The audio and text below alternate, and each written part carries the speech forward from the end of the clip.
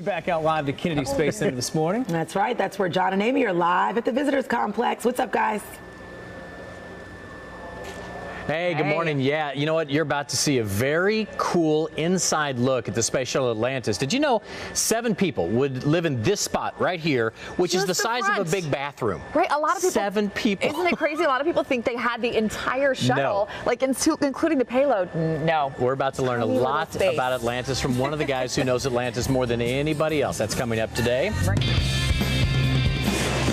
2, 1, 0, and liftoff, the final liftoff of Atlantis. On the shoulders of the Space Shuttle, America will continue the dream. The Space Shuttle spreads its wings one final time for the start of a sentimental journey into history.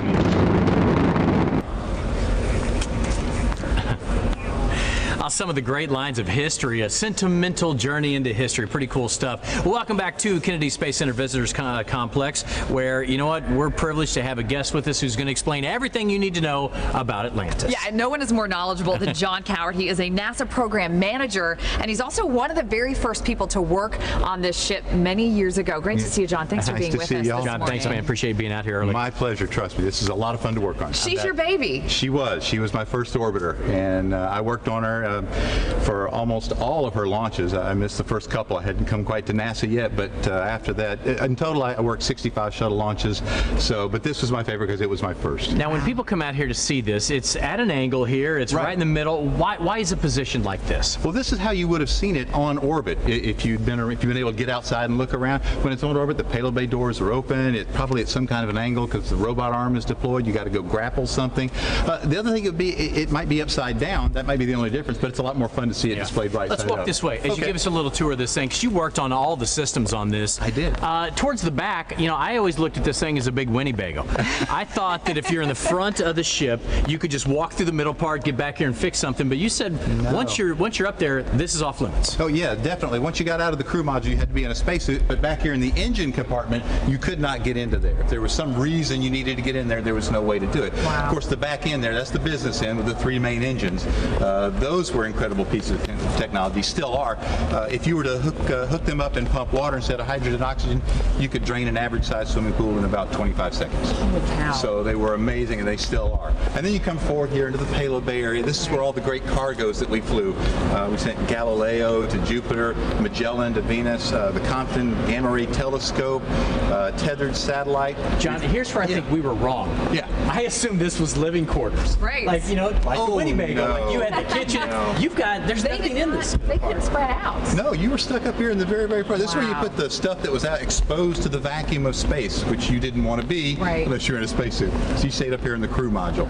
And then, of course, you get the payload bay doors open, you would deploy it. And then there's the airlock right here. The airlock is where they would go in and go into the International Space Station. We also did 7 missions with this vehicle. It's the only one that went to the Mir space station. Back when the Russians had that. So we would use the airlock for doing that as well. So, John, describe to us what life was like in the cockpit here. Well, generally speaking, you were in there with 6 of your closest friends for a week or 2. Wow. Because it was very, very cramped. You would have probably the equivalent of a large family bathroom in a modern house. So this entire living area here is a big family bathroom, and you said 7 people at a time live in this little bitty space. That's right. This was where they lived. This is exactly where they did all their work. They would look out the windows. You can see the commander would be sitting here looking out this window.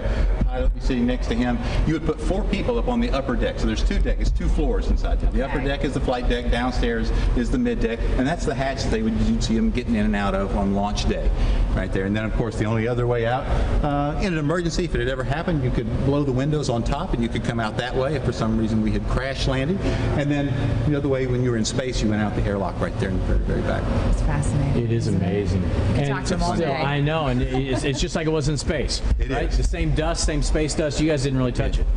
No, whenever, that was one of the definite ground rules. Whenever you touched the vehicle, you had gloves on of some kind, because the oils in your hand could stain the tile. And by the way, there's 25,000 tile on each orbiter, and each one of them has a unique number and a unique drawing because they are all different. Wow. And when people come out here, they might think, oh gosh, it's dirty. That's space dust. And over here, these are actually burn marks. Is that right? Oh, absolutely, because you get up in space and the thrusters up here are firing, and they're hot jets. You're exposed to the sun. You know, in a 90 20-minute orbit. For 45 minutes, you're exposed to the sun. It's very, very hot. When you're up in space, the sun side of your hand is going to get to 250 degrees. The back side of your hand is going to get to minus 150 degrees. Wow, it's amazing stuff. John, we could sit here and talk to you all day. Appreciate you giving us the Cliff Notes version of this amazing piece of Y'all have machinery. fun. Enjoy this. All right, thank you so much. Appreciate it.